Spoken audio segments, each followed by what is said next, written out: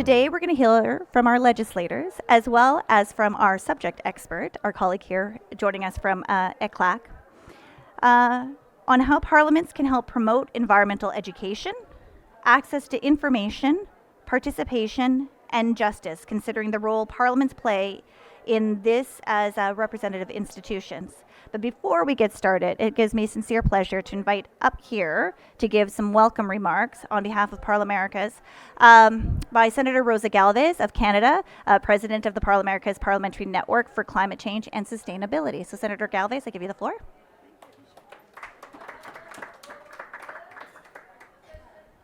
Thank you, Alicia. Thank you, dear colleagues of Parliament of the Americas. It is an honor to be gathered in Dubai for the events of this year's COP.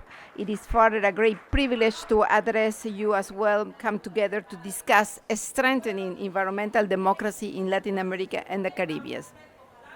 As the president of the Americas Parliamentary Network on Climate Change and Sustainability, please allow me to briefly share more about the work of Parlamericas and why we have to gather today. For the past 22 years, Parlamericas has served as the institution for promoting parliamentary diplomacy in the inter-American system and is composed of 35 national parliaments of the Americas and the Caribbean. Throughout these years, it has been developing parliamentary tailored resources and workshops to address priority issues of our region.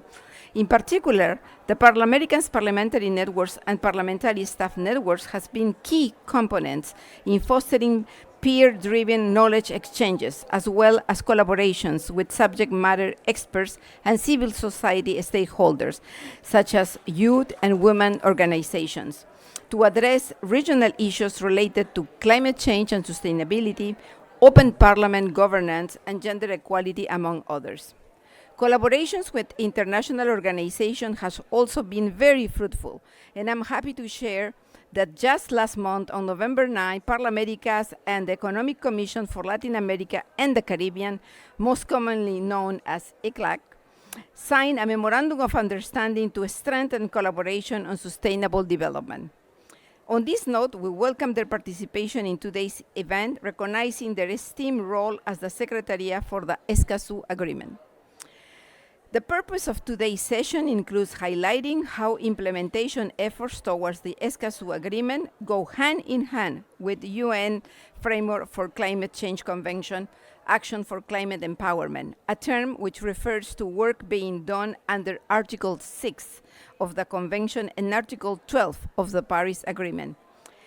Its 6 components are education, training, public awareness, access to information, public participation, and international cooperation. Parliamentary climate action should aim for the alignment of national legislative actions with these international instruments and promote the highest political commitment for addressing climate change and sustainability in the whole region. Spaces for parliamentary exchange and collaboration also enhance opportunities for synergies to be identified.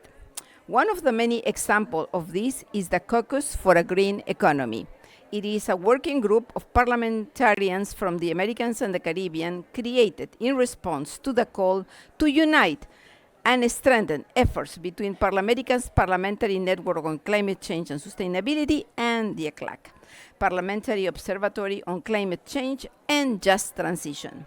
I take great pleasure in announcing that the caucus has been officially approved by the Parlamericans Board of Directors and will operate under a joint work program to address topics such as the alignment of public and private financial flows with international climate commitments and SDG, just transition, circular economy, and green job creations, among others. Of course, this gives me so much pleasure, this news, while integrating the gender perspective in the discussion spaces.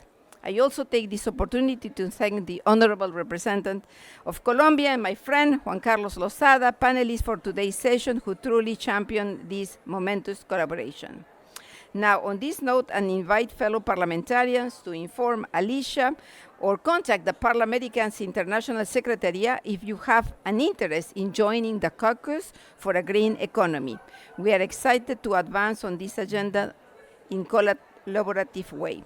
To close, I offer words of appreciation for all in the attendance, in particularly thank my fellow parliamentarians as we take on the responsibility to remain engaged and informed of the actions we can take to promote inclusive environmental democracy in our region. Thank you.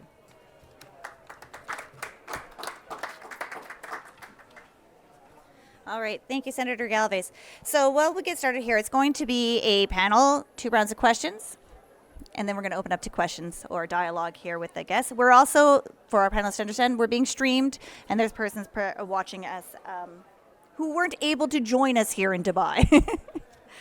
So to get started, first I'd like to introduce our panelists for today. So we have with us here today the Honorable Decima Williams from Grenada, President of the Senate of Grenada and Parliamericas Board Member.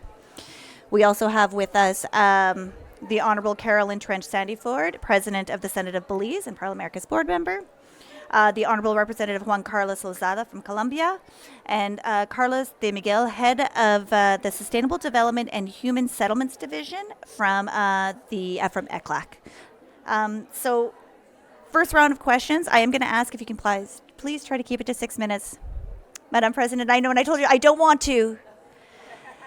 She says, you're tough. And I said, I don't want to have to be tough. If we could just stick to the 6 minutes, then I don't have to cut you off, right? So we're going to do our very best. So to get us started, though, and to help frame the discussion, I am going to call on Carlos de Miguel first here and ask you, can you provide a brief overview of the implementation of the Escazú Agreement in the region, and how can Parliament support these implementation efforts to help achieve the objectives of the Paris Agreement? Well, it's a long question. Well, first of all, thank you for the invitation.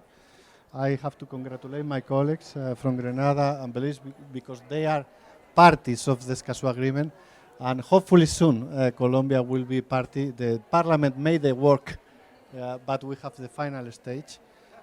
First of all, to say that the Economic Commission of Latin America and the Caribbean works to promote sustainable development in the region and cooperation among the countries of the region. And climate change is one of the topics that we work hardly. Today, we launch one document on the economics of climate change and precisely to do a fair transition. And to do a fair transition, you have dialogue, you need cooperation, we need to consider the people in the territories. And the Escazú Agreement is a way of doing things. It's a way of doing the things in the right way with the communities and with all the people involved. It's about access to information, creating the information, by the way, in the Caribbean is very needed, and to promote participation and access to justice. And also it includes provision to defend the environmental defenders, which are the ones that are protecting the environment in the region. And if you know the news in Latin America, because in the Caribbean it's less dramatic, every day there are environmental defenders killed in our region. So the Escazú Agreement, we have already started the process of implementing the agreement, entering into force in 2001. We have already 2 conferences of the party. In the first conference of the party, there were 6 decisions. One is on environmental defenders, and we're starting a working group to search for solutions to solve this problematic issue in the region, and also to discuss an action plan for the protection of the environmental defenders. This obviously will trigger actions at the national level, not only at the regional level. So to reinforce these actions in the parliaments will be fundamental. Another decision was to establish the compliance committee of the Escazú Agreement, which will be a tool to support the countries and the public to the implementation of the agreement. And the other decisions were also important, but I don't have much time to focus on that. The second conference of the party was extraordinary, and we elect the representatives for the compliance committee. We have 3 representatives from the Caribbean sub-region, 4 from the Latin American sub-region, and they are soon, in the next conference of the party, be ready to support all the parties. But it is very important to think that the Escazú Agreement has 2 words that are fundamental in the Article 1 of the agreement. Implementation. Implementation is the word.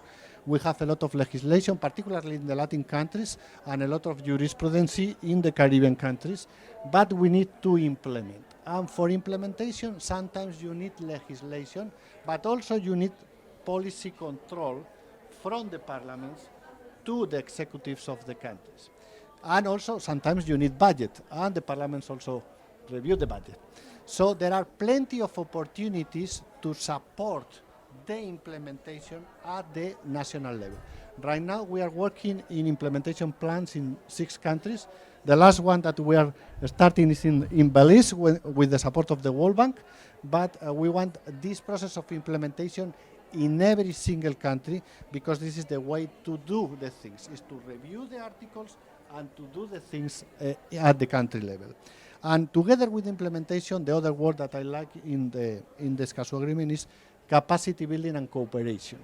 Again, the cooperation between and among the parliaments and the different networks that the parliament have will be fundamental. ECLAC is not a traditional, it's a UN organization, an economic organization, and traditionally works with the executives, the executive power.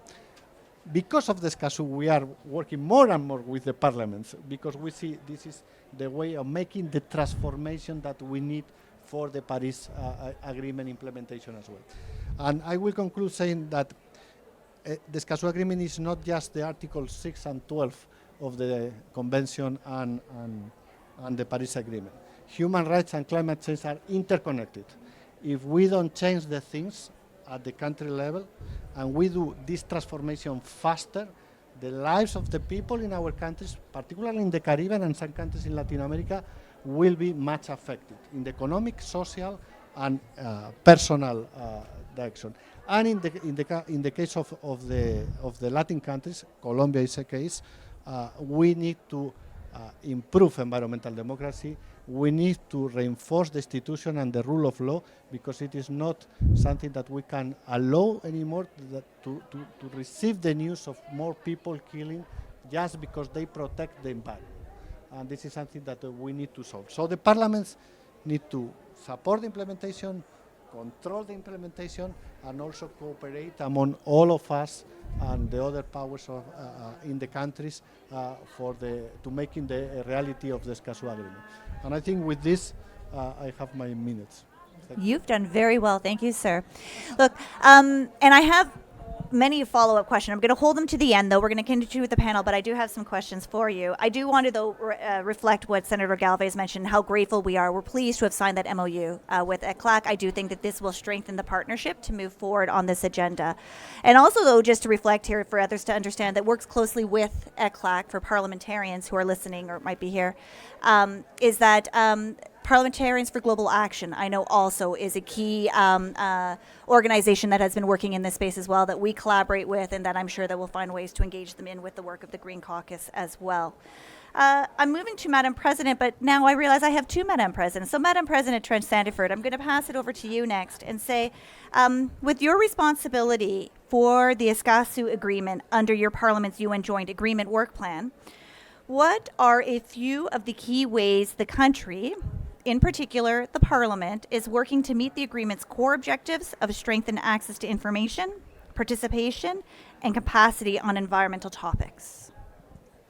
Thank you, Alicia, and I will try to keep to that 6 minutes. But very briefly, to give context, our Constitution provides a bicameral parliament, National Assembly. So we have the lower house with 31 representatives and the upper house with 13 representatives. And it is the Senate that ratifies international agreements. So as was previously said, we did ratify the UNFCCC in '94, the Paris Agreement in '96, and as recent as February this year, the Escazú Agreement. In December last year, actually 1 year ago, we signed a declaration of intent with the United Nations Country Office in Belize. And the whole idea of the intent was for Parliament to partner with the UN to build awareness and knowledge of all the agreements that Belize have signed. And we pioneered it in a way that simply because the UN country office normally signs agreements with the executive branch of government and not the legislative branch of government. So this was pioneering and new for us. In terms of the ways, there are three key ways I can quickly share. One way is that how we create and sustain an environment for learning, knowledge sharing, and knowledge construction and application. Recently, we had the Climate Crisis Forum for Parliamentarians. And we felt before we can be advocates or protagonists of these agreements, we need to first know what they contain. But not only us, also the general public needs to know on how they can hold Parliament accountable. So we recently had this Climate Crisis Forum for Parliamentarians where we brought in the UN, and they provided us with the what, the why, the challenges of the Paris Agreement. We brought in Parliamericas. We heard from a senator from Trinidad and Tobago, hearing what other countries are doing so that our parliamentarians can also learn. We also brought the parliamentarians themselves, so they can begin talking about what is happening at their constituency level, what's the impact, what are their constituents saying about climate, how it's impacting on their livelihoods, and more importantly, what message they want to carry to COP28. And that was very interesting. And so we felt that that was the approach we wanted to use with all the agreements, including the Escazú. So we're looking for February 2024 for the Escazú. Secondly, as presiding officer, both the speaker and myself, we encourage our parliamentarians to use the provision of the standing orders. Our standing orders governs how our parliament function. And I recall when the Escazú Agreement was introduced, there was a motion, there was a debate, and the entire news cycle for a couple days had contents of that debate. So that is one way, how we utilize the media. Other ways is that when we do capacity training on any matter, we say use the personal statement part of the order of business to talk about the training, what you learn, and to share your knowledge with other people. We also have within the order of business the whole issue of raising matters on the adjournment and on matters of national public importance. So if you know an issue taking place, some environmental violation, human rights violation, you can bring it to the knowledge of Parliament through these provisions. And finally, one of the things we also felt was important was to partner with the executive branch as well, because the executive branch, that is where the focal point is for these conventions. And while we have an oversight and scrutiny role, we also felt we could also champion the role. So we approached the Ministry of Sustainable Development, Climate Change, and Disaster Management, and as has been mentioned, they're currently working on their roadmap. And we said, well, we know you didn't include us in the beginning, but we want to be a part of that roadmap. And so we inserted ourselves in the conversation, and now we are seen as a partner, complementing the work that the executive does, while at the same time ensuring we maintain our scrutiny and oversight commitment to ensure that not only the parliamentarians, like I said, but we report back to the Belizean people on how Belize is doing as to its commitments and obligations under these conventions. So I will leave it at that. There's much more I can add, Alicia, but I think I took my 6 minutes. You did not, in fact. You only took 5. Well done. Really? Can I get the Keep other going. one? Go ahead. But I will leave it and add it to the other ones. Okay, done. I have added your 1 minute to your other intervention. Absolutely. Thank you so much, Madam President. I'm now turning to you, Representative Lozada. You are leading a bill on environmental democracy. Can you tell us how it aims to support the objectives of the Escazú Agreement and of ACE? Well, thank you so much, Alicia. Thank you to my fellow colleagues here with me. Of course, to Senator Rosa Galvez and all the other parliamentarians here at the Parliamentary Pavilion.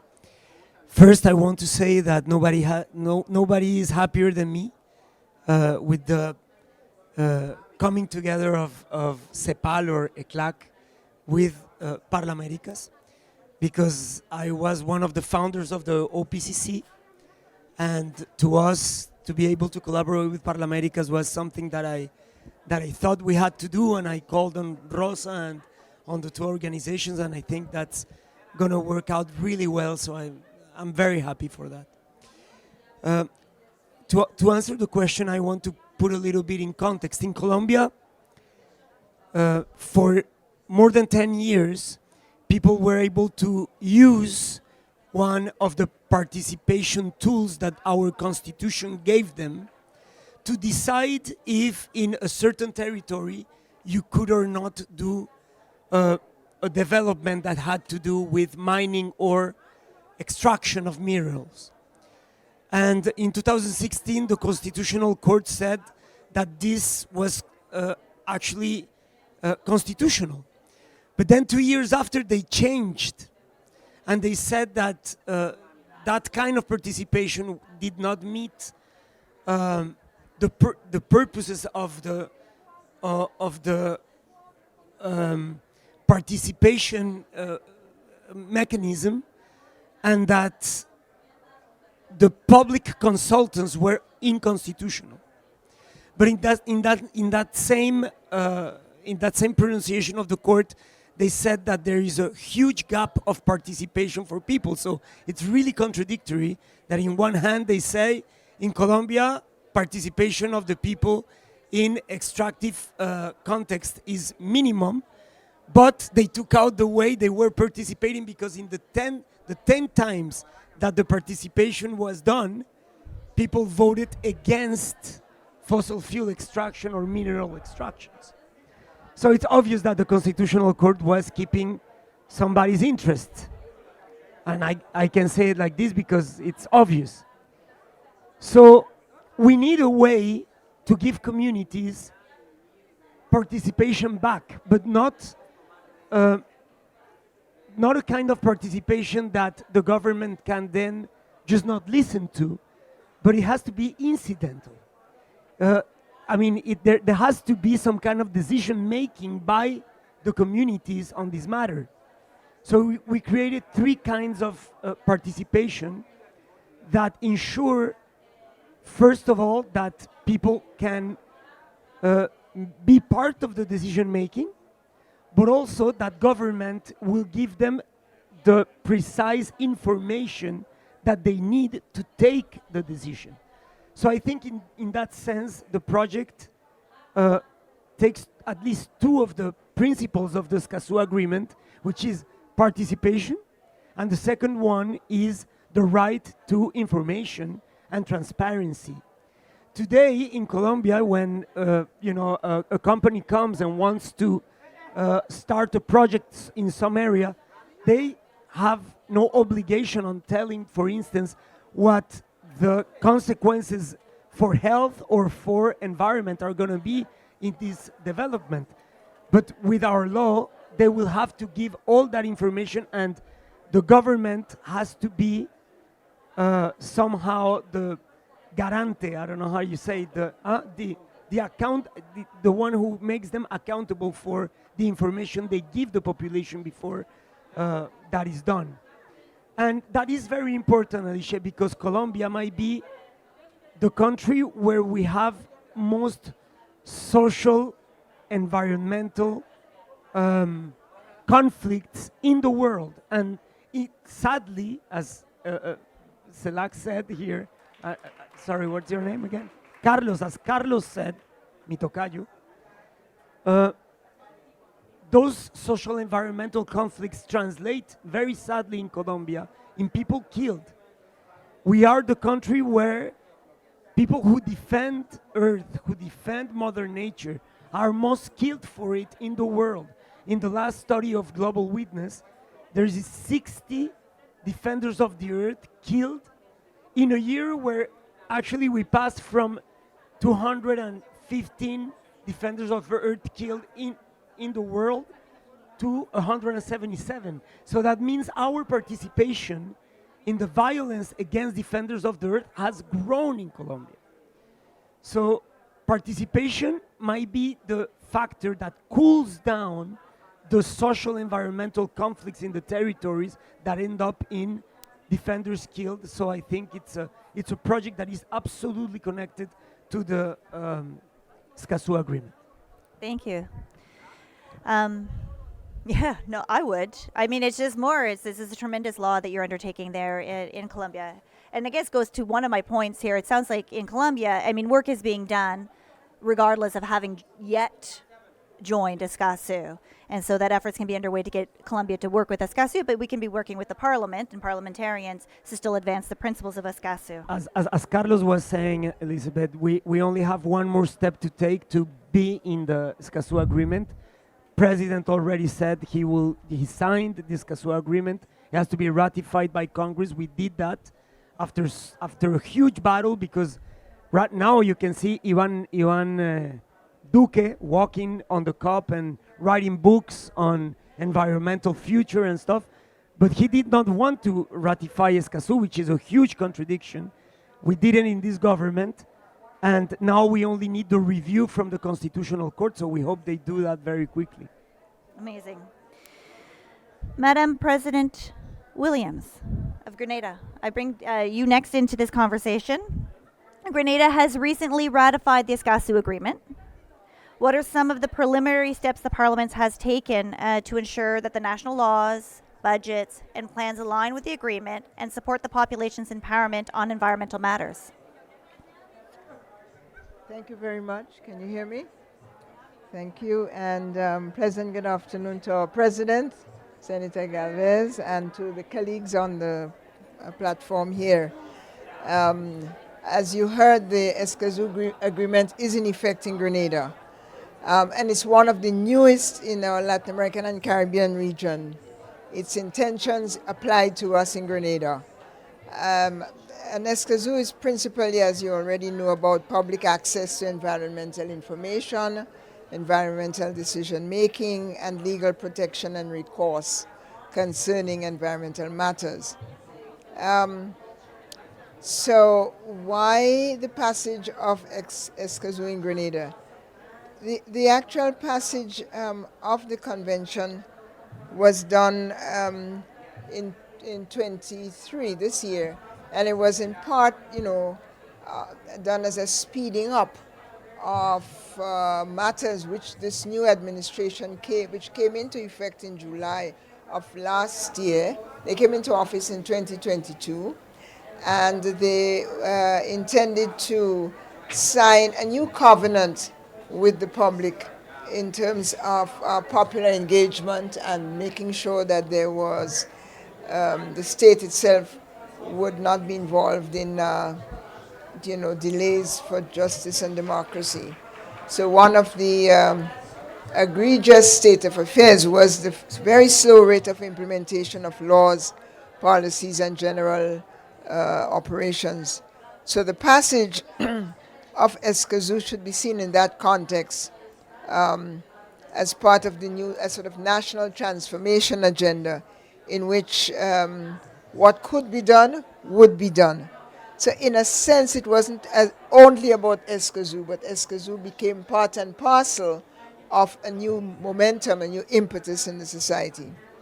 Now, there seemed to have been no fanfare, regarding the ratification of the treaty, but the leading advocate has been an NGO in the region, the Caribbean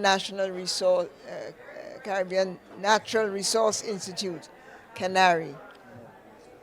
And Canary played a role similar to ECLAC. And let me congratulate ECLAC for being the secretariat and the repository. Well, the UN is the repository, but you're the secretariat. And for this new initiative on the green economy through Escazú. Certainly, I think Grenada would like to be a part of that. But we have a slightly different culture or history in the Caribbean than in Latin America. There's not so much massive street protests and the killing of environmental workers. Street protests, I have a whole long prepared remarks on all of that, but I know that we are short for time. So I would say in the last 4 decades, we have been a bit quiet in terms of protests. But even within that, there's been some initiatives around environmental activism. Let me speak about the most important one that actually was initiated before Escazú. And now that we have ratified, the two will come together, the actions and the rights provided by the agreement. Now, so whereas we have had in the past, leading individuals, environmentalists, calling on the state to do the right thing in regards to protecting people's rights and the pristine landscape, whether on land or in ocean, and to protect them mainly from developers. Our challenge is also similar to Latin America in that sense, but it is developers for tourism development who want access to the beachfront property and who sometimes beginning to build without the strictest conformity to social and environmental impact assessment. That's been our main demand of the state until Escazú. And it hasn't always been agreed to. So now we have it, and this is one of the goals that we have, which is access to information. Do we know what has been agreed to between the state and the developer, and is that in conformity with the law? That's an area where the challenge has been. So there are about 3 or 4 mega projects that have been undertaken in the country, and the changing landscape, there's been a new environmental coalition of mainly younger environmentalists. They came up to argue for a stronger and a clearer balance between, these tourism projects and the sustainable development, which is the protection of the natural environment. They call themselves the land actors, and they have been out and front and center. And without Escazú, they brought a civil case to the court demanding more information about some of these mega projects, which they have accused of not taking sufficiently into consideration environmental factors. In fact, they claim that these projects are violating both written and unwritten environmental regulations. Now, that lawsuit was a civil suit. It was taken in 2020, and it called for 2 principal things. It called for access to information, and it called for, it charged the government as being in violation of its own regulation regarding the building rules and regulations.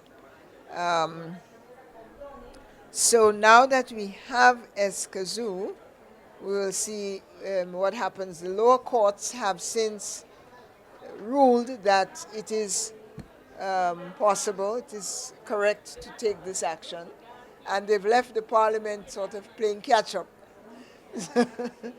So now I think, the main challenge we have, as I say, the main elephant in the room is that a very small percentage of the population know about Escazú, including people in the parliament. We just don't know about it enough. And that would be our first sort of post-facto action, because it's been ratified. We didn't have a lot to do with the ratification. One of the regional NGOs came and trained a lot of civil society. It's ratified, but now begins the hard work of informing and taking action. I think one of the things we'd have to do in the parliament is to get a Freedom of Information Act in place, so that could be used perhaps more than before, or in preference to the courts. And so I would say that we welcome partnerships, because under SDG number 16, yes, the right to justice, the right to information, to rights, we can use that in an alliance of education to promote the accord and fill that information and legislation gaps. Because we think that there are going to be more contestations around development choices, and we would certainly want to be involved in a positive way. In closing, let me say that we are already playing a big role because one of the on the compliance committee, we have a judge. Uh, yes, she's newly retired, and it's a woman, so we hope that that sort of pivots a little bit towards the gender, women's involvement in all of this work. Judge Rita Joseph Olivetti is elected to serve 6 years on the committee, and I think through her, she's actually involved in some of the land actors' work in Grenada. She's on the Escazú Compliance Committee, and I think those of us women in Parliament, we have a women's committee, and we have been working on the environment as a parliamentary agenda with Parliamericas. So I think we are beginning to get a critical mass for some needed action. Thank you, Madam President.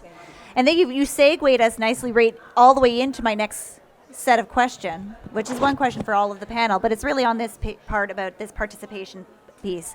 Why it became so natural for Parliamericas to really want to partner with ECLAC on Escazú and the implementation of Escazú is because it really marries together our three major pillars of work: the open parliament agenda, open parliament, open government. I mean, Escazú, the way it's written, it's exactly that, right? It's applying these concepts of open government and, for us, open parliament to now environmental legislation, to environmental work.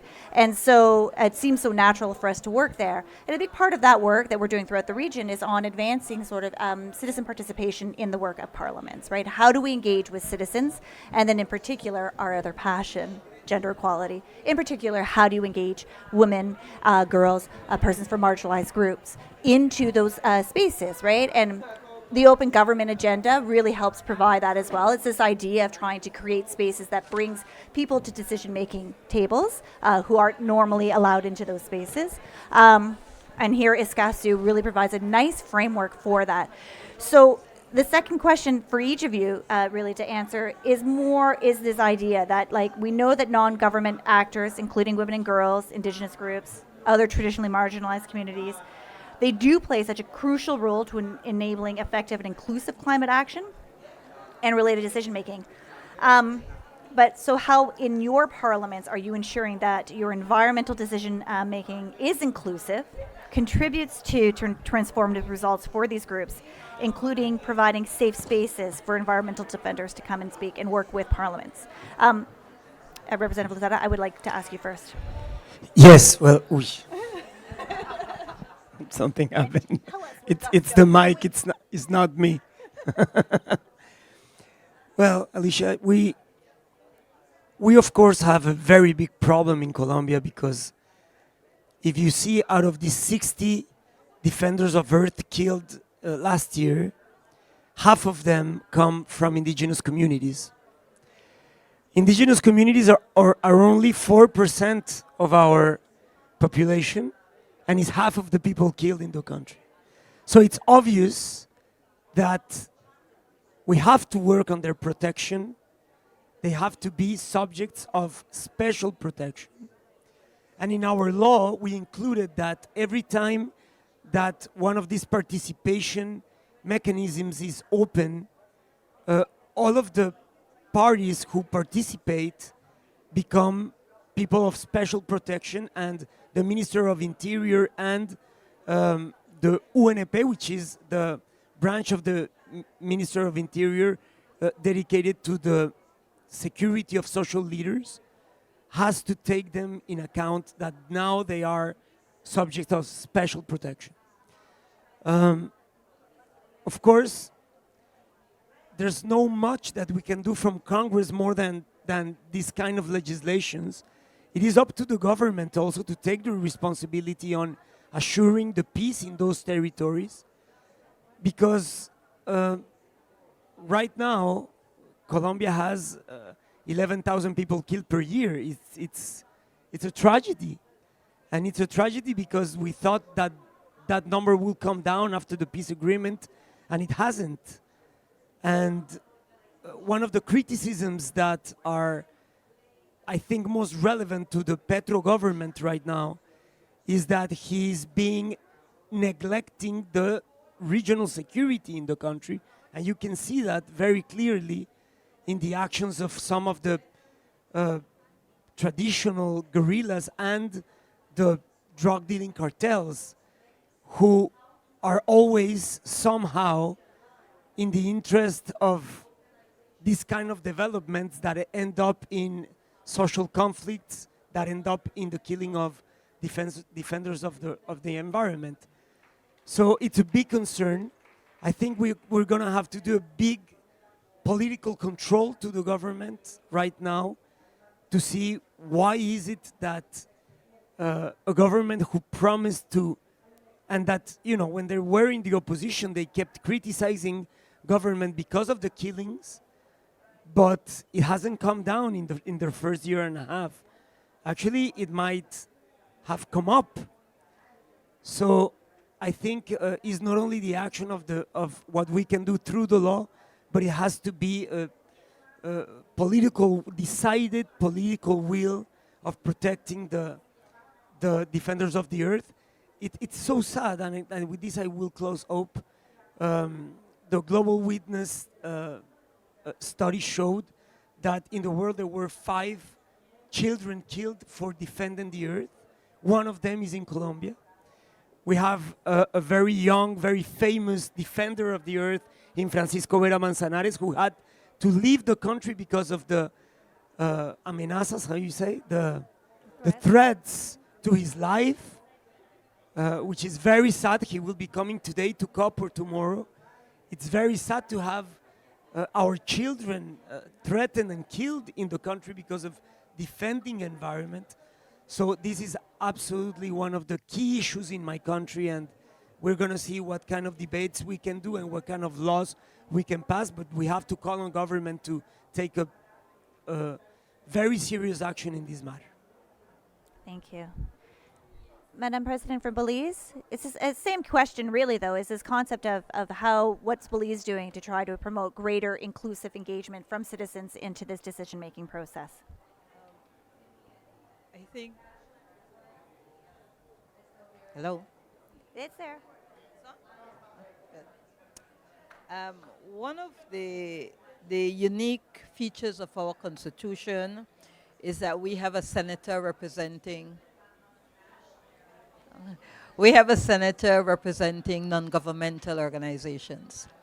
And so that's very unique. And what is also unique in our Senate is that the government does not have the majority in terms of the numbers. So the government, of the 13 senators we have, the government appoints 6, the opposition appoints 3, and we have 4 appointed by unions, business, church, and the NGOs.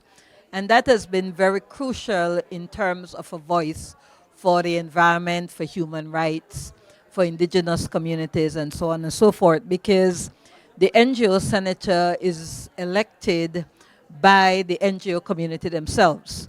And there's a group called the Belize Network of NGOs, and that represents NGOs, community-based organizations from environment, from indigenous people, human rights, the elderly, youth, children, the LGBTQ communities, and so on and so forth. And so they have that voice in Parliament that they can scrutinize any legislation that come through the lens of environmentalists, human rights activists, and so on and so forth. And I also mentioned earlier that the Parliament provides, in its standing orders, a space for, in the lower house as well as in the upper house, a space to speak on matters of national public importance. And I can say from the Senate's perspective that the NGO senator has been the one leading that case. And so oftentimes they would ask to speak on a matter, and oftentimes those matters relate to some commitment or obligation the government have signed on to with a global partner that they are not meeting. And so that is one way in which one can look at how inclusive and enabling and transformative the Parliament can be. A next way that we do in Belize is that recently we established the Women Parliamentarian Caucus in 2022. And in Belize, 20.5% of our parliamentarians are women, 4 of 31 in the lower house and 5 of 13 in the upper house. And the chair of the caucus is the NGO senator, who happens to be a woman. And that was strategic because the idea was to ensure that the conversation doesn't get tainted with the partisan politics that is traditional of politics, and in the Caribbean. You're either for government or you oppose the government. But we wanted to look at things a bit differently, and we also wanted to look at issues of gender, inclusivity, and so on and so forth, climate, for example, more from a developmental lens rather than an environmental lens. And we felt that by by putting together the caucus, we begin to bring different perspectives and different voices on these issues. Recently, the caucus organized a forum to commemorate the 75th anniversary of the Declaration of Human Rights, and we've been speaking about the Escazú and how it intersects with the SDGs, with the human rights, and so on and so forth. And central to that conversation were issues relating to environment and climate justice, and so on and so forth. And at that forum, similarly to the climate crisis forum we had, and this is adding my 1 minute, we did not only include parliamentarians. We invited the judiciary, we invited civil society organizations, community-based organizations. We even invited students to come because the idea was that, yes, we can talk about Parliament learning more about these agreements and their commitments and providing that information and so on and so forth. But we wanted the civil society, we wanted students, we wanted general citizenry to also know what the parliamentarians are to do. Because if the citizenry knows what parliamentarians are to do, then citizenry can also hold the parliamentarians accountable. So that was a very successful forum that we had there. And like I've said, that what we've been trying to do with Parliament in Belize is to reimagine Parliament, that it is not just a Parliament that when elected focus at least in our scenario, we tend to focus the government, political party wins, and the government focuses on governing through the executive, but their role as parliamentarian is kind of discounted. We're trying to say to the Belizean people that first and foremost, you get elected, you're a parliamentarian.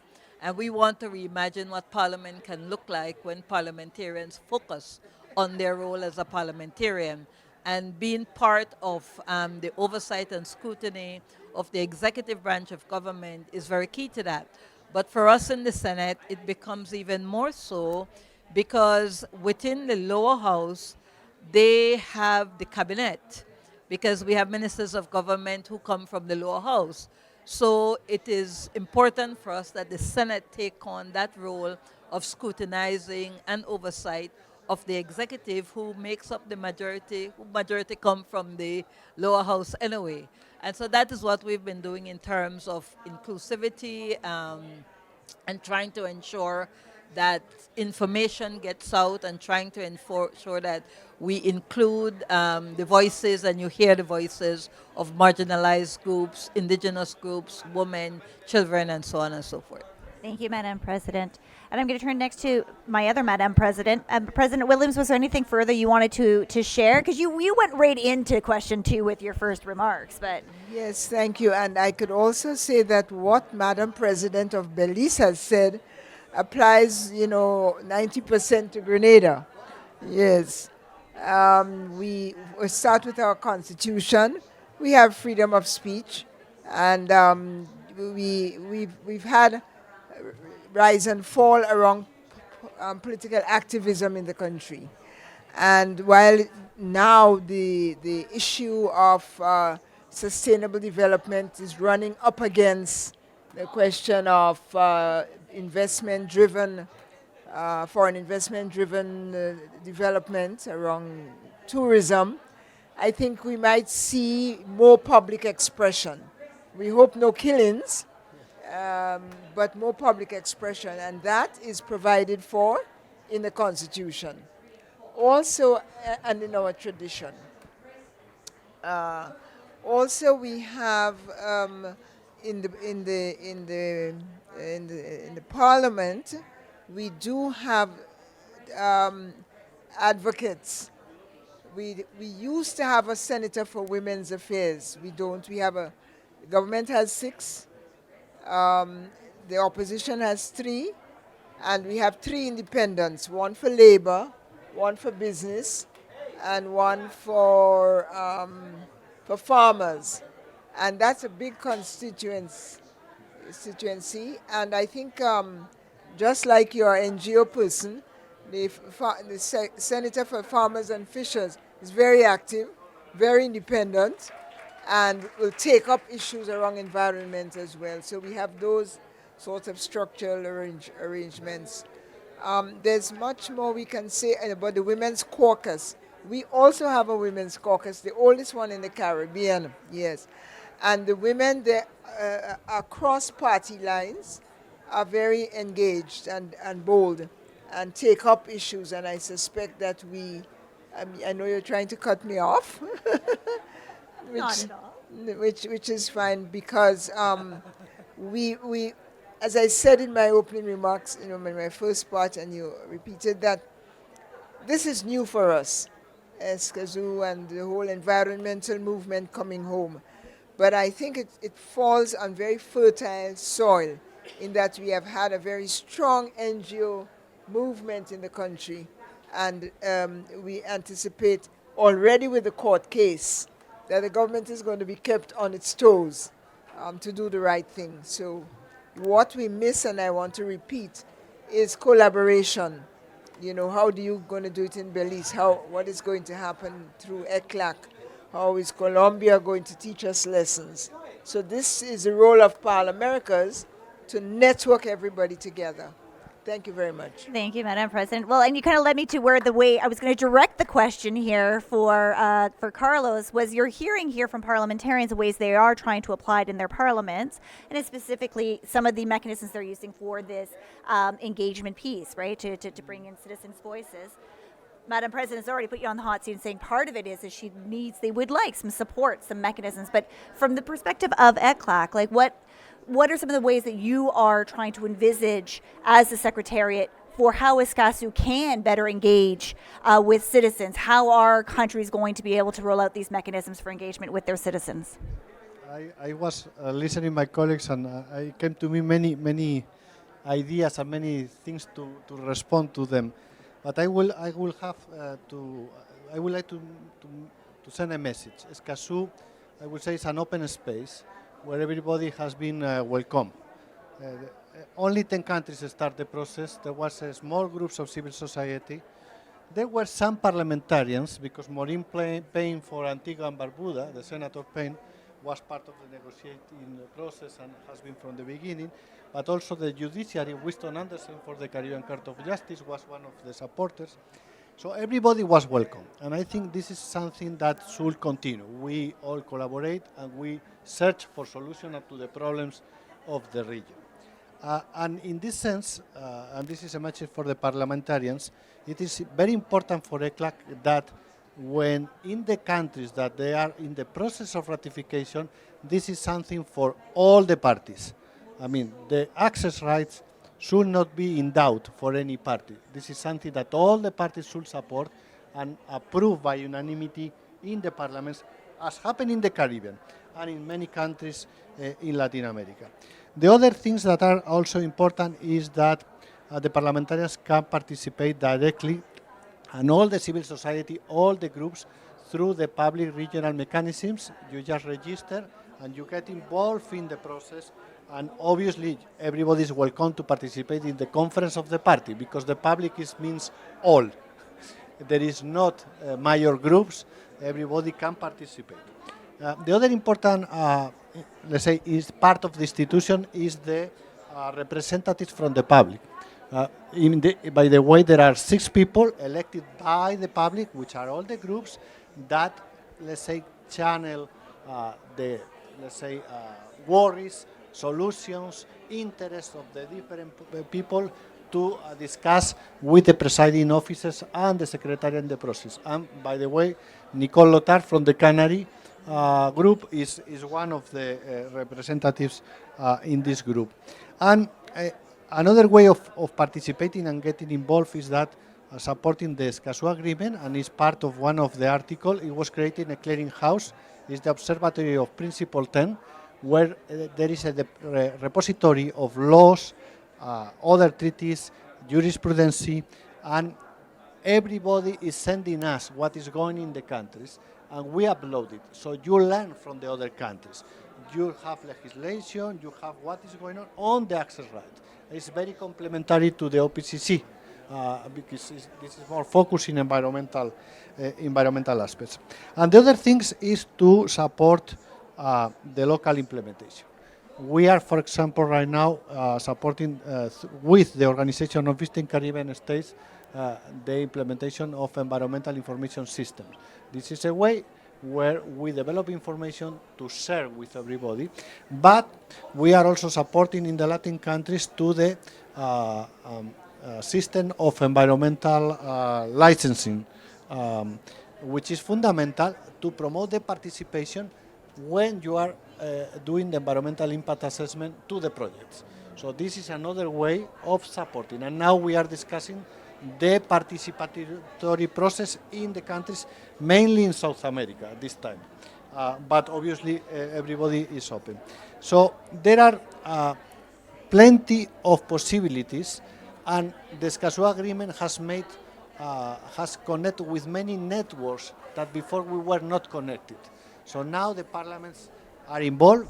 You can do a lot of things to implement the agreement and other things, but it is important to make the people to know the agreement, to read the agreement, because in the agreement there are many provisions. For example, there is a provision to promote participation in the international forums, such as this one, and others. And so it is not just environmental defenders, it's not just participation, all the provisions are interconnected. You will not address the environmental defenders problem if there is not rule of law, transparency, participatory process, access to information. So everything is interconnected. And I was just to end, and sorry for the delay, to thank Ms. Galvez and Parlaméricas to join us in this partnership. I'm sure that in the future we will do many things with the Escazú Agreement, and also in other aspects to promote sustainable development in Latin America and the Caribbean, and ECLAC is working for that. Thank you so much. Look, colleagues, because they were all so skilled at keeping to their time, like incredibly so, we do have the time. We have time for questions. If there are yourselves, if anybody here would like to ask questions, make a comment, take a microphone. This is meant to be interactive. Please, sir, yes, our colleague from Grenada. I think we have the one microphone. We'll pass it this way. There you go, sir. Thank you. A thought that came to mind is that we talk about current parliamentarians a lot, but there is an enormous number of former parliamentarians who have skills and talents that can be tapped. How do you engage them to participate in activities such as this? Well, I must admit I didn't know about Parlaméricas until Sister Decima talked about coming today, because as a former parliamentarian myself, I never heard of it. And I think there's room to engage former parliamentarians. So what approaches can you use to involve more of us in activities relating to Parlaméricas? Thank you by saying that we have so many, for a small country, you know, I think we are celebrating 50 years of independence in a few weeks. And if you go back 50 years, the vast majority of our former parliamentarians are alive. So we have a good number there. And I must say that so many of them are women, in reference to women and excluded groups and so on. We have the Women's Caucus, and recently we brought together, we started it up again, and we have people from all the different political parties, over 50 years. And that's a resource. Thanks for pointing it out to me. Men and women. And the other interesting point related to that is, in fact, so many of them came from the NGO or activist sector, went into the Senate or even into the House. And now that they're no longer there, some of them have gone back, right? And Antoine and Peters, Joan, lots of them. So I think there's a natural, organic link between the need to introduce new ideas, to legislate, and to implement. Thank you for reminding us. Yes, I had a question here, and then to yourself, sir. And then just as we're setting you up to say, well, thank you, though. You also have members of my board here. So for a long time at Parliamericas, we've been trying to figure out ways to better engage former politicians as well. And so they're hearing this. So when I perhaps bring forward a proposal at the board, there's some champions there to go, yes, we heard how important and valuable that can be. But to point out, in Grenada, we have seen, in particular, the Grenada example of the fact that you have former politicians involved in your caucus work has really tremendously supported that caucus. And so we have recognized the value there.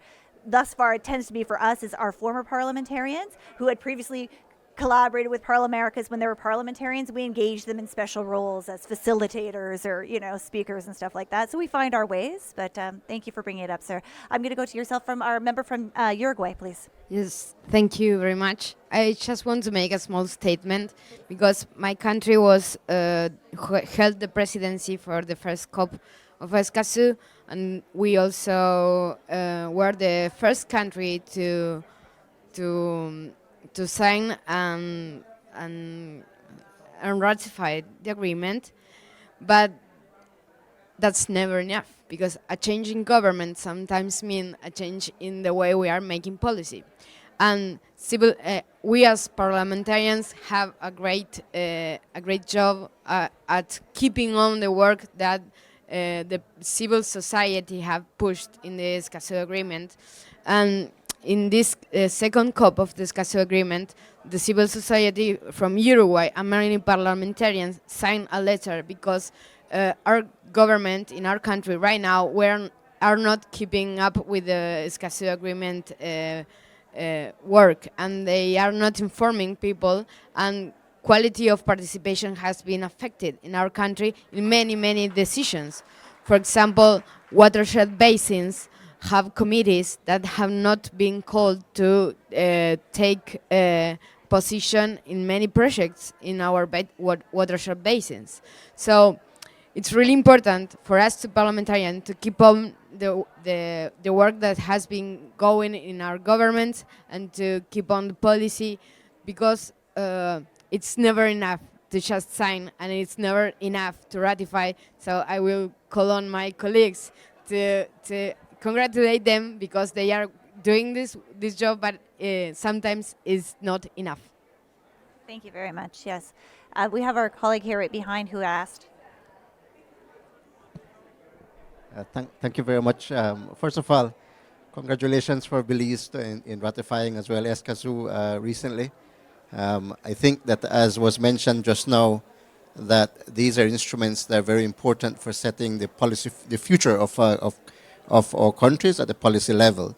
And I, in fact, wanted to just see what Madam President of the Senate for Belize's reaction would be for the role of these agreements in policy making. I know that right now, for instance, the government of Belize is drafting the Climate and Carbon Markets Initiative Bill, and one of the Escazú provision, as was rightly mentioned, when it comes to the modality of policy making, it calls for significant participation of public in environmental affairs. And I know that this bill is being prepared, for instance, within the span of just 2 months, yet this is complex, and it will set the participation of Belize as a proponent in climate solution, but also harnessing the participation of indigenous peoples in particular. I was just wanting to see what your reaction would be in terms of the role of Escazú in guiding and perhaps even your role in guiding the government of Belize to ensure that we set forth a climate bill that actually works for everybody, including the government. Well, that was a real question, so. Thank you. Thank you so much, Pablo. As a presiding officer, you know, our role is to sort of be what we call like a referee in Parliament to ensure that the rules of the standing orders and so on and so forth are adhered to. But one of the things I did mention earlier is that we did sign a memorandum of a declaration of intent with the United Nations, which is unprecedented in Belize. And for that very same reason, we felt that oftentimes agreements are signed by the government, it comes to Parliament, it is debated as a motion, and then that's the end of it. Nobody knows anything else. And so the whole idea of the declaration was for us as Parliament to begin that process of not only sharing information and enhancing awareness of parliamentarians of what the provisions of these agreements are. And I think the president from Grenada pointed it out that sometimes these agreements come to Parliament and they are not necessarily debated as they ought to, simply because oftentimes the explanation is not really fully there. So what we've been doing in the Senate is to do sessions of information sharing, explanation. And so that is one of the reasons for the declaration. And also for the Senate to take a more proactive role. So it is not just for it to be debated, it's for us to know what the provisions are and to take on a more oversight and scrutiny role. One of the next steps for us, which I hadn't mentioned, is that we are we're preparing, actually exploring right now and putting together terms of reference for a population development and climate change committee, which is unprecedented again in our National Assembly. And part of the TOR of that committee is to do exactly that, to know what are these provisions of these agreements and to create the scrutiny and oversight to keep government accountable in terms of delivering on its commitments. I have also shared that there are opportunities within Parliament, at least within the Senate, where the voices of senators can be used to champion the rights and issues of marginalized, underserved, indigenous peoples. You know, you're aware that we have an NGO senator who sits there, and oftentimes issues have come up that they have brought in front of Parliament. But I do agree with you to say that we are now moving, I do agree in terms of we have to know more, parliamentarians have to know more, the citizenry have to know more. And we have recently been looking at our Parliament for the first time again, is preparing its communication, outreach, and education strategy. And so besides the platforms that are provided through Parliament and through social media, whether it's a website and so on and so forth, we are also planning outreach as a Parliament, which is separate from that of the executive branch of government on matters like these. So certainly it's a connection that we have to make between the Parliament and the people, particularly indigenous peoples. Thank you. Yes? Sure. Thank you. I am part of the Central American Network for the Escazú Agreement, and I wanted to ask a question. We have been having a real problem in the Latin American countries, especially in Central America, because Central America, as you know, is really dangerous for the environmentalists. So I wanted to ask you, what should we do? Because in the Central American network, we are together, the entire countries, we are together working to make this true, to make the Escazú Agreement real in our countries. But we can't do it. For some reason, we can't get into the government and to talk to them. And we have been trying that since 2019, I think, but we have been trying and we can't. I know that I'm a young activist and I've been doing this for a while, so I have seen that in the entire countries, it's really difficult to implement this kind of agreements, especially in Central America. So with the network, we are really trying to make these ideas to understand what can we do in the government, but we really can't figure it out yet. Well, I don't know if somebody here would like to answer. Yes, please. Yes, indeed, you are right. In Central America, there are, with the exceptions of obviously Belize and Panama, Nicaragua is also party. But in the case of Costa Rica, Guatemala, Honduras, and El Salvador, and Dominican Republic, they are not still party. We are working with the government, but also with the civil society. And by the way, there are two representatives of the public that are from Central America. One is Patricia from Costa Rica, and now I'm a bit old, so I'm forgetting some names, but the other is from El Salvador. And we can, building the bridge with them. They are part of the Escazú movement in Central America, and in ECLAC we are supporting with capacity building to the countries as well, and also with the office, in some countries, with the Office of the High Commissioner of Human Rights to make the links, because ECLAC has not office in the particular countries. So if you want, after that we can connect and we will reinforce the actions in Central America, but we do a lot of activities, and so particularly capacity building and training to the government and also to the civil society, because we need, let's say, to do advocacy in Central America. And by the way, the parliamentarians are fundamental to inform your counterpart in Central America about the agreement, because in some countries has been the parliamentarians, the ones that push forward the agreement, not necessarily the government. So this is an opportunity. And the former parliamentarians are also fundamental because they could champion. In environmental things, we need everybody, and many people that are involved in environment came from all fighting, so they need to continue. And the same that Rita, which is a former judge, now is part of the compliance committee. The parliamentarians also can do the same. And with your question, the Escazú Agreement, the article on participation, the 7th, is not just participation in the environmental impact assessment process, it's participation in the policy making. It is not a strong language in this part, but this is the spirit. So we will work on that.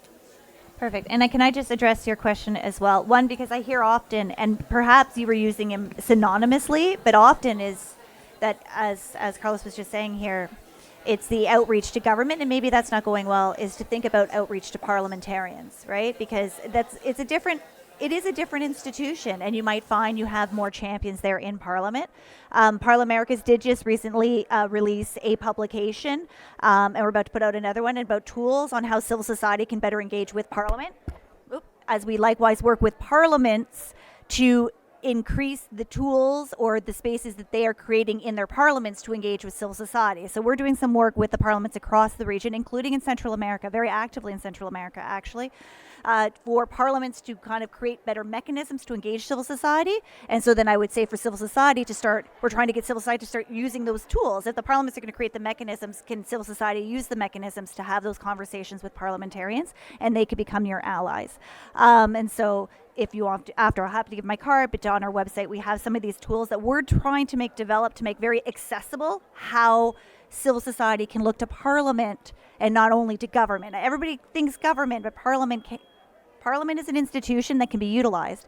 I'm not sure if my parliamentary colleagues have any kind of tips they want to share right immediately, though, on how to engage with parliamentarians effectively?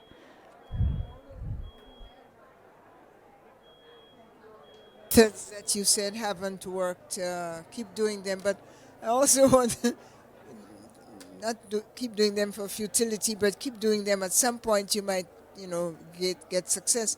But I also want to suggest that, if the mountain cannot come to Mohammed, Mohammed must go to the mountain, not perhaps on, camel or buffalo, but maybe on a goat. So write in the media.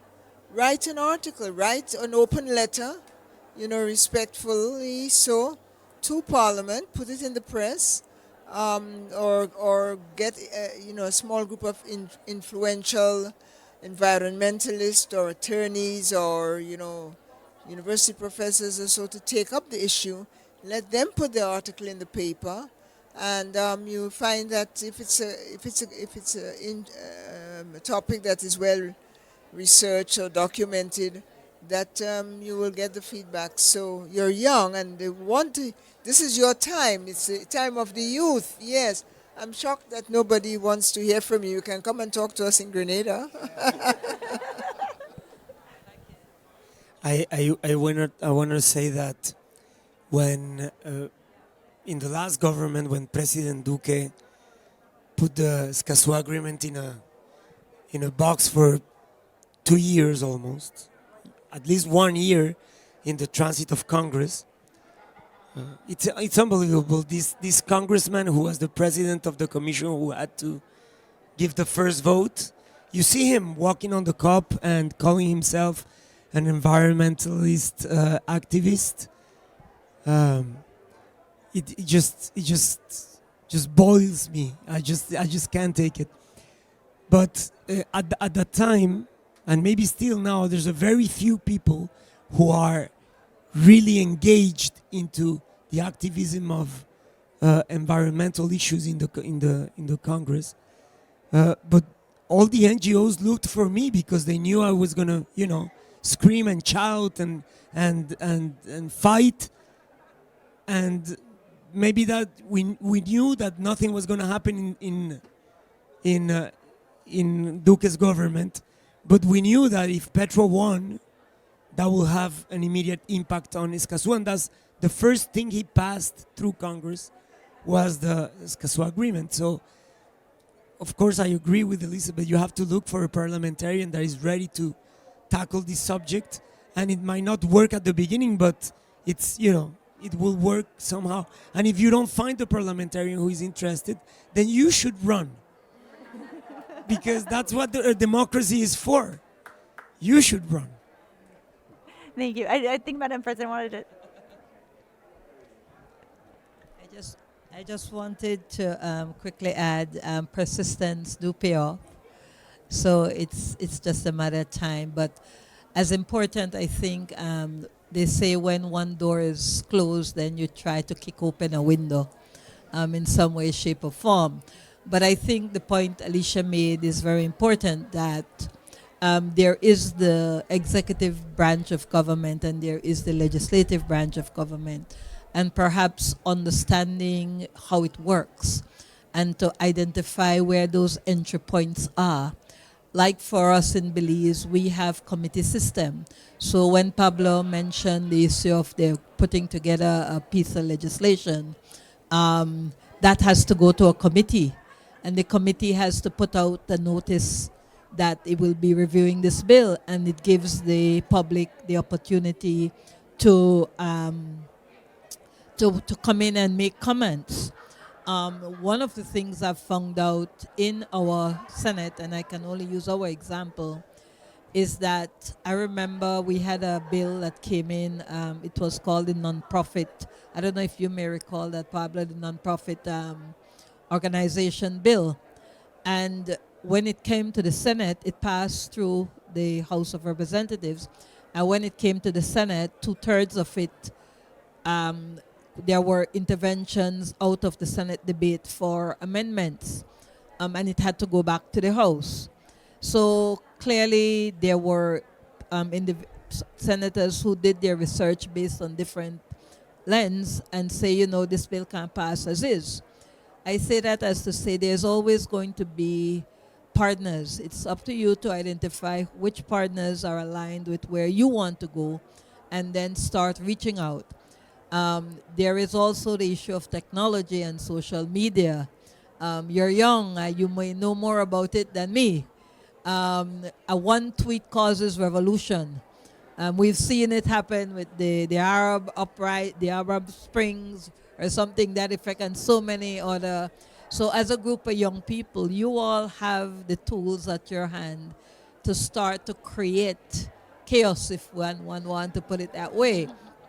20, 30 years ago, everything would have been dealt through a newspaper article or a loudspeaker going around. But today, technology is there that it changes with one tweet, one Insta post, one TikTok goes viral. I simply say there's so many tools. Look starts being strategic and identify your partners, know where you want to go. And in 5 years, you may very well be in Parliament. I have no doubt. Thank you, Madam President. Look, we've done very well. We're on time. We're going to close up here. I'm going to invite Senator Galvez to come and give us. Senator Galvez, who really wishes Canada could be a member of Escazú, by the way.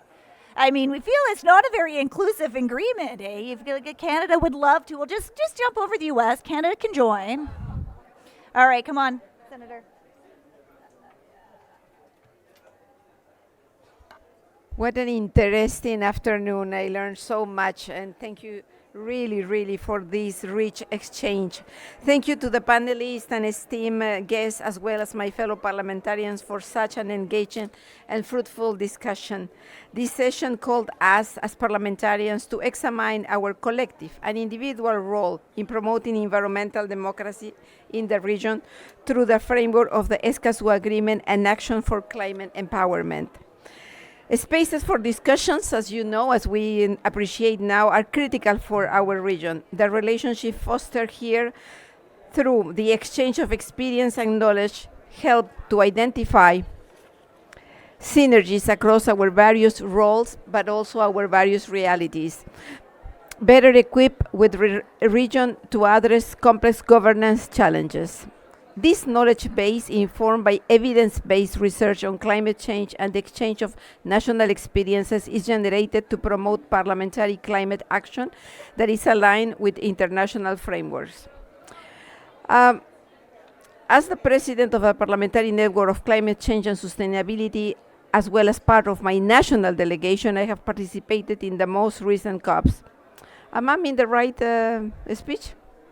I'm just wondering. I'm talking about climate change. And yes, it says closing remarks. Yes, I'm sorry. I think I am. We are here, and it's the COPs. But I wanted it to be more on, continue talking about the Escazú. And I think, well, so as president of the Parliamentary Network of Climate Change and Sustainability, as well as part of my national delegation, I have participated in most recent COPs. Yes, I've been here for, I don't know, maybe 20 times. I'm a little bit tired that we are now in COP 28, and still we are not reducing our emissions. That's really a shame. I take this opportunity to highlight that during the UNFCCC COP26, Parliamericas launched a resource that maps the environmental strategies and plans adopted by the countries of the Americas and the Caribbean. Yeah, I really have to mention what we have in our resources for Parliamericas is very useful for everybody. So this resource, by compiling and systematizing reports and action plans in one location, seeks to facilitate a greater awareness of the commitments our government's executive branch makes under the various international and regional multilateral environmental agreements. This is a really fantastic tool that I encourage you to look into. With great awareness, we are encouraged as parliamentarians to analyze current environmental legislations and oversee our country's progress towards agreed upon environment and climate action objective in order to hold them accountable when national plans are found to be contradictory. Myself in Canada, I find that very it's so evident. We have a Net Zero Accountability Act 2050, but we just bought a pipeline. We are still approving new projects on fossil fuel extraction. So, we have to decide and walk the talk. Otherwise, as we started when we initiated this discussion, is that our parliaments lose the trust of people because we are not doing what we are saying we are doing. So some of the indicators tracked in the resource include, for example, the ratification status of the Escazú Agreement for each country, and whether there are national plans and commitments to promote action for climate empowerment. Additionally, the resource demonstrates the status of gender consideration at various levels, included but not limited to the percentage of women that are part of the last COP delegation and the existence of a gender and climate change action plan. While we know and notice that there are more women in as parliamentarians, the big picture showing all the leaders, I think there were only 2 women in that leaders' pictures taken a couple of days ago.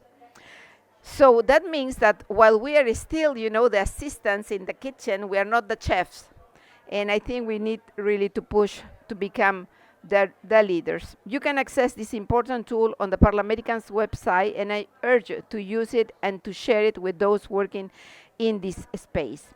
Some reflections, final reflections. Parliamentary efforts to realize the instruments of the Escazú Agreement in conjunction with action for climate empowerment is not limited to ratification or lawmaking, but also strengthening the oversight role to supervise implementation, as you discussed.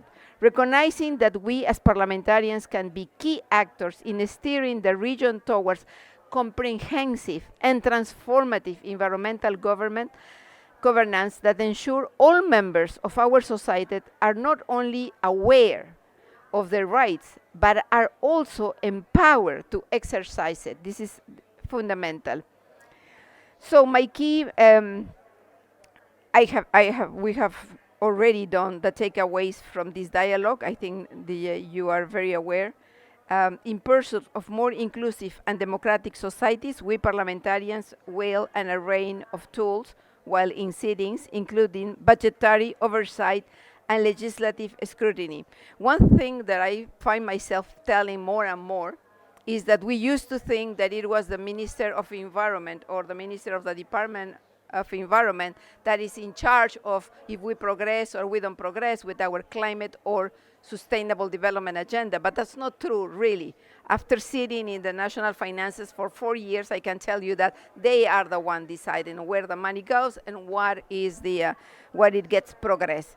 So I really encourage you that not sit only in the commissions with respect to the environment, but also sit in the commissions with respect to the budget and the national finances.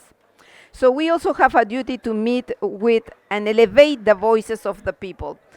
When we create spaces for civic engagement around environmental issues and contribute to measures that guarantee the protection of environmental right defenders, we meaningfully acknowledge the role of indigenous communities, women, and traditionally marginalized communities in effective and inclusive decision-making. Here I just want to say that, while listening to you, I was thinking when we ask people, indigenous people, and civil society to participate, and so they are exposed and they are identified, are we putting them in danger? Because all of a sudden, they were underground doing their job, and all of a sudden now they are exposed and the TV shows them, and so are we increasing their vulnerability? And let me tell you that this is something that happens also in Canada. I have been witness of indigenous people leaders being coerced, being harassed during the Pacific demonstration.